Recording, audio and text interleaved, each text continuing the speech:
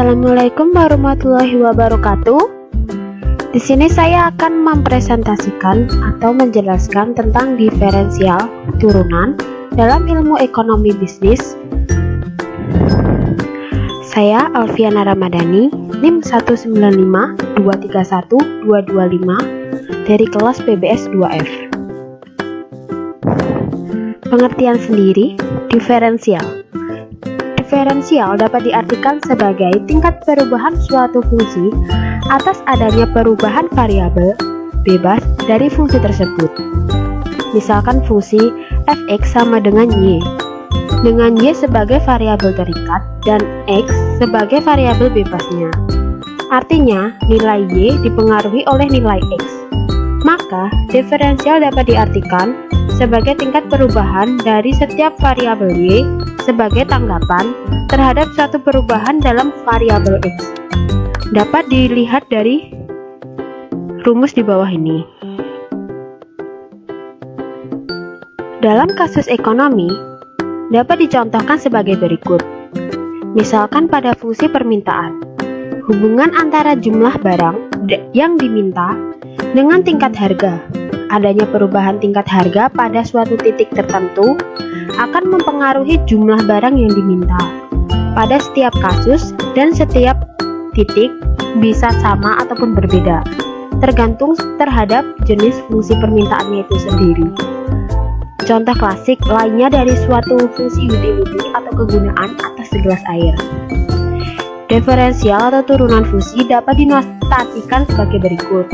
F aksen x sama dengan y aksen dfx per dx sama dengan dy per dx.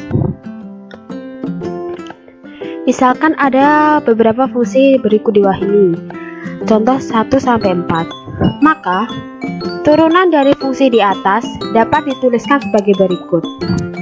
Secara matematis, untuk mencapai persamaan dari suatu turunan fungsi dilakukan dengan pendekatan limit fungsi.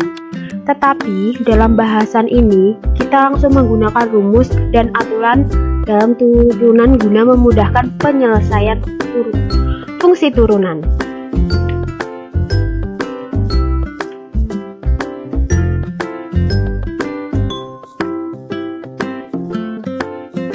Rumus dan aturan-aturan dalam diferensial. Yang pertama, turunan dari fungsi konstan atau konstanta, yaitu bisa berbentuk fx sama dengan k konstanta, maka f aksen x atau turunannya sama dengan 0. Yang kedua, turunan fungsi x berpangkat n.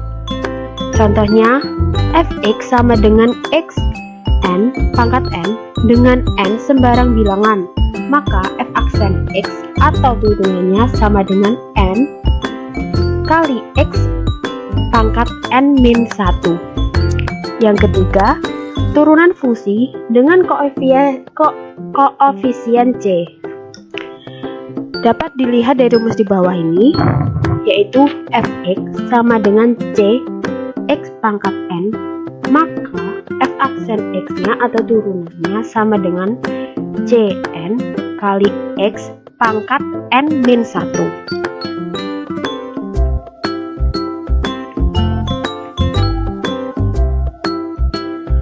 Aturan penjumlahan dan pengurangan fungsi dalam turunan. Yang keempat, itu bisa berupa fx sama dengan gx dikurangkan atau dijumlahkan dengan hx. Maka turunannya adalah f aksen x sama dengan g aksen x dikurang atau dijumlahkan h aksen x. Yang kelima, aturan perkalian fungsi dalam turunan. Contohnya sebagai berikut ini, yaitu ada fx sama dengan gx dikali hx. Maka turunannya adalah f aksen x sama dengan g aksen x dikali hx ditambah dengan gx dikali h aksen x. Yang keenam, aturan pembagian fungsi dalam turunan. Dapat didapat rumus di bawah ini. Fx sama dengan Gx per hx, maka diferensialnya atau turunannya bisa fx sama dengan gx, g aksen x dikali hx dikurangi gx dikali h aksen x per h pangkat 2x.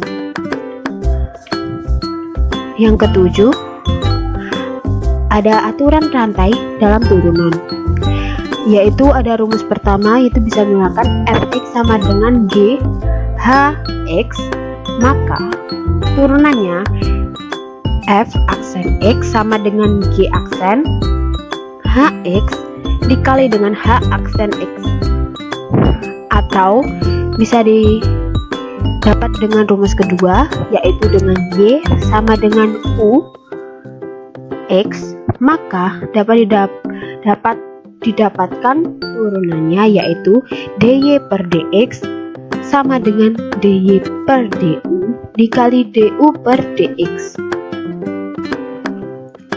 Penerapan turunan. Di bawah ini ada penerapan turunan dalam melihat karakteristik fungsi yang sering digunakan. Yang pertama ada kemonotonan, mengidentifikasi apakah fungsi grafik fungsi bergerak naik ke atas atau bergerak turun ke bawah. Yang kedua ada titik ekstrim atau maksimum minimum, yaitu mengidentifikasi titik balik fungsi jika ada.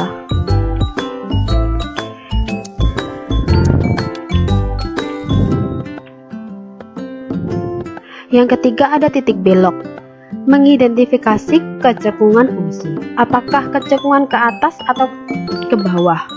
Sedangkan penerapan diferensial atau turunan dalam ilmu bisnis dan ekonomi adalah sebagai berikut. Yang pertama ada elastisitas, yang kedua ada fungsi marginal, yang ketiga ada analisis minimum atau pada fungsi biaya, yang keempat ada analisis maksimal, yaitu terdapat pada fungsi laba dan pajak.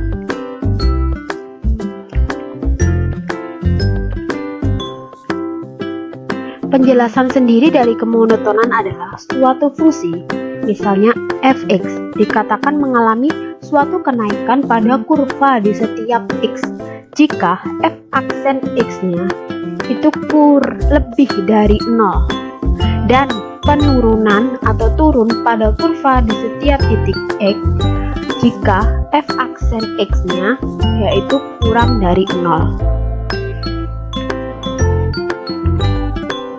Yang kedua ada titik ekstrim. Titik ekstrim atau titik balik menggambarkan kondisi di mana suatu fungsi berada pada titik baliknya. Apakah itu titik balik maksimum, kondisi dari naik ke turun, ataupun titik balik minimum, kondisi dari turun ke naik. Kedua titik ini, maksimum atau minimum, tercapai pada saat yang sama, yaitu pada saat turunan pertama fungsi tersebut sama dengan 0. Fungsi fx mengalami titik balik pada saat f aksen x sama dengan 0, seperti rumus di bawah ini. Yang ketiga ada titik belok. Titik belok menggambarkan kondisi perubahan arah kecekungan suatu fungsi kurva. Apakah kurva fungsi cekung ke atas atau cekung ke bawah? Apabila kondisi kurva fungsi cekung ke atas, maka pada kondisi tersebut terjadi titik balik minimum. Sedangkan apabila kurva fungsi cekung ke bawah, maka kondisi tersebut terjadi titik balik minimum, seperti gambar 1 dan gambar 2.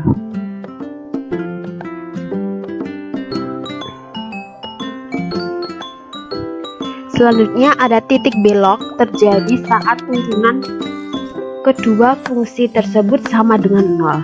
Fungsi fx mengalami titik belok pada saat f aksen kedua x atau turunan kedua x itu sama dengan 0. Seperti pada gambar 3 di bawah ini.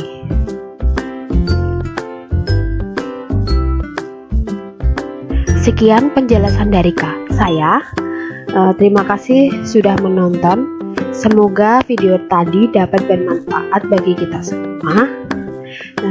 Saya akhiri. Wassalamualaikum warahmatullahi wabarakatuh. Terima kasih.